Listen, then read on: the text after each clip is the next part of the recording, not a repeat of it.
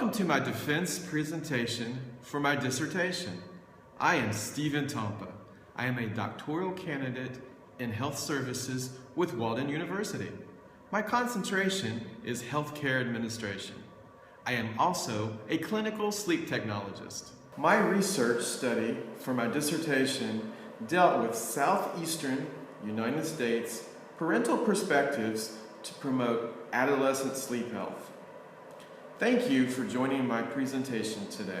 I would like to thank my dissertation supervisory committee for all of their support and hard work along this journey. Dr. Erla White, with a background in health informatics, provided a rigorous mentorship as my chair and content expert. I also thank my original chair, Dr. Carol Lieberman, for getting me started, but had to resign for health reasons.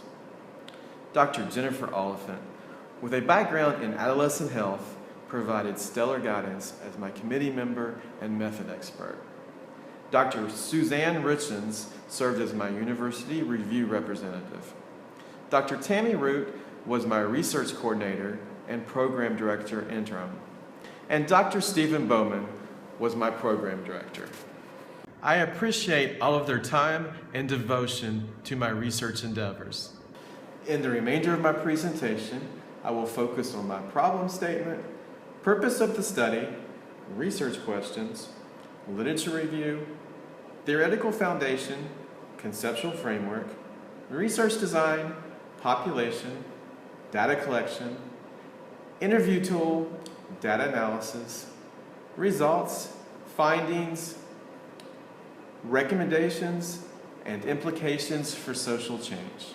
The problem statement is, health professionals may not fully understand parental perspectives to promote adolescent sleep health. The literature review revealed a magnitude of various research has been conducted regarding sleep disorders. The National Sleep Foundation in 2015 reported significant issues with sleep disorders of 25 million American adolescents. Tripperani in 2013 concluded adolescent sleep disorders attribute to increased health services and budget control by healthcare administrators. The research, however, failed to specifically explore parental perspectives to promote sleep health among adolescents. The purpose of the study is to focus on perceptions held by parents and to further understand how their experiences as caregivers may influence positive sleep habits of adolescents. The National Institute of Health reports sleeplessness creates $16 million in annual health care expenses and $50 billion in lost productivity. My research also parallels with the goals of the U.S. Department of Health for improving adolescent sleep habits. Research questions were designed to elicit how parents perceive and recognize conditions and behaviors in adolescents to promote better sleep habits for overall better health. The first research question focused on the strategies that parents use to recognize unhealthy sleep habits in adolescents. The second research question focused on knowledge parents obtain to promote better behaviors for sleep. And the third research question focused on reasons parents consult health professionals regarding adolescent sleep. My literature review was comprised of 92 documents from journal articles, books, dissertations that were all written in the last 5 years, yielding an exhaustive review with saturations of the same authors and prominent themes. The prominent themes that emerged included the history of sleep medicine, sleep health hygiene, understanding the importance of adolescent sleep health, parental perspectives, parental promoting and influence, parental recognition, knowledge, and understanding, effects and consequences of inadequate sleep, and health professional influence. I based the foundation for the study upon seminal principles from 4 theorists, including Albert Bandura, Florence Nightingale, Ian Oswald, and Gene Watson. I aligned my first research question with Albert Bandura's 1977 social learning theory to examine parental perspectives. I aligned my second research question with Florence Nightingale's 1893 advocacy paradigm to explore promoting. I aligned my third research question with Ian Oswald's 1966 repair and restoration theory of sleep to investigate sleep health. And lastly, I aligned all three of my research questions with Gene Watson's 1979 theory of caring science to understand parental caring. Even though the theoretical foundation may sound complicated with a mixture of four theorists, it's really not. In the diagram for the conceptual framework, please notice each of the research questions were aligned with only two theories each. The first research question dealt with parents and aligned with the social learning theory. The second research question dealt with promoting and aligned with advocacy paradigm. The third research question dealt with sleep and aligned with the repair and restoration theory of sleep. All three research questions shared the theory of caring science alignment, symbolic of how care relates to the entire dissertation, parental perspectives to promote adolescent sleep health. The research design was a descriptive, phenomenological, qualitative approach that utilized convenience-based sampling with open-ended interview questions for data collection and quasi strategy for data analysis.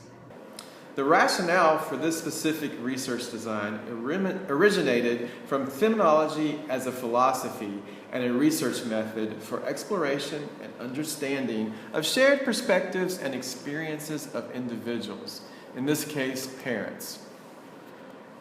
Data collection for this study utilized open-ended interview formats to obtain purposeful and in-depth perspectives, experiences, and viewpoints from the parental participants. Data analysis for the study replicated the application by Muscadas with Colazzi's 7-step strategy. The Southeast region was rationalized for this study with convenience-based sampling conducted within the range that was feasible to myself as the researcher.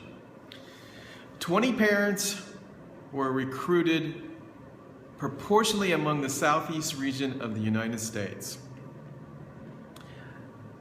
A pilot study was first conducted with 2 participants before expanding to the 20.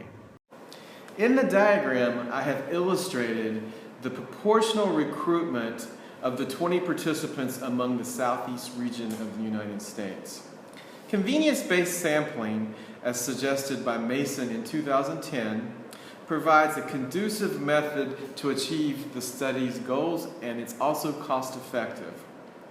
As stated within the limitations section of Chapter 2 of my actual dissertation, a possible drawback, according to Mason, is that convenience-based sampling may not represent the viewpoint of the entire population.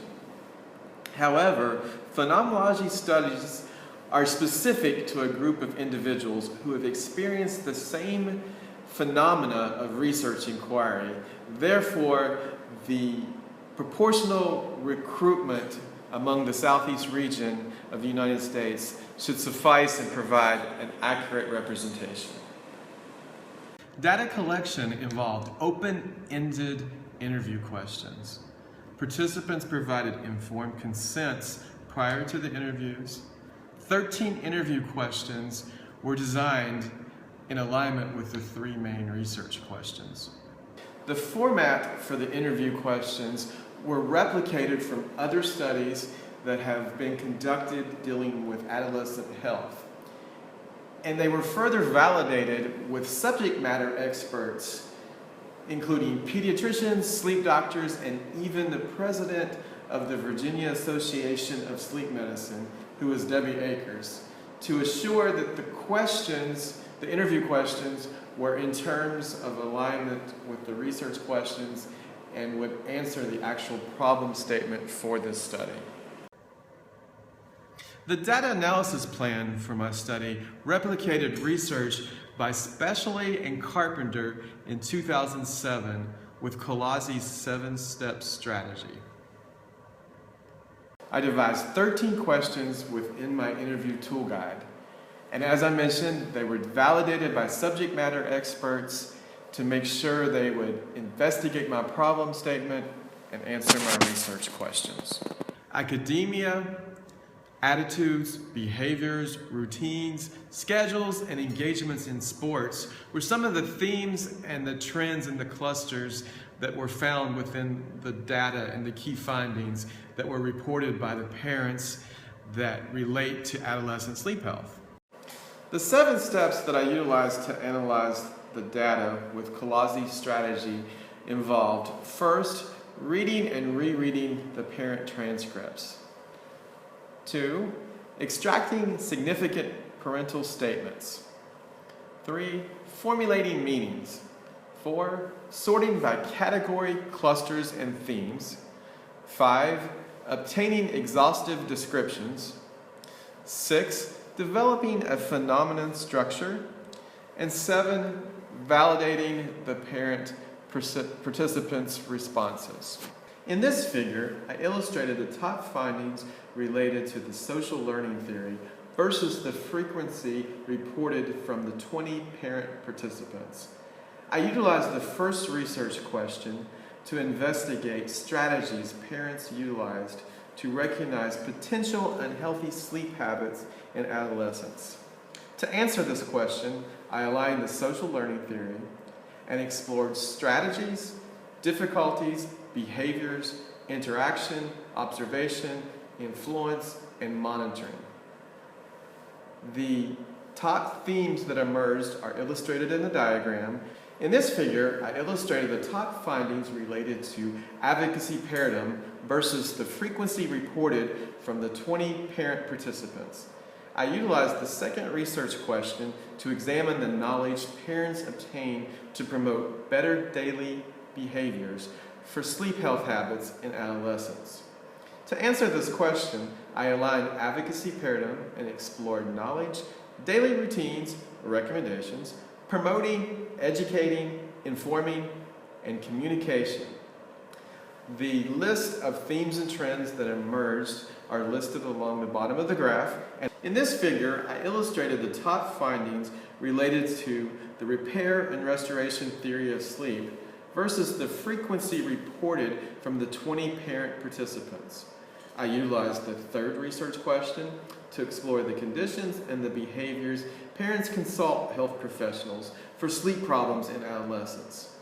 To answer this question, I aligned the repair and restoration theory of sleep and investigated the reasons parents consult health professionals, the poor sleep habits noted by parents, the outcomes from healthcare professionals, and overall, the issues noted with repair and restoration among children. A complete listing of these findings were listed in the appendices of my dissertation.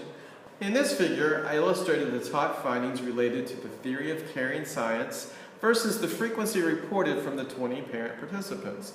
I aligned all 3 research questions with the theory of caring science and inspected the 10 concepts including value, honor, nurture, trust, health, caring, teach, restore, needs, and heal.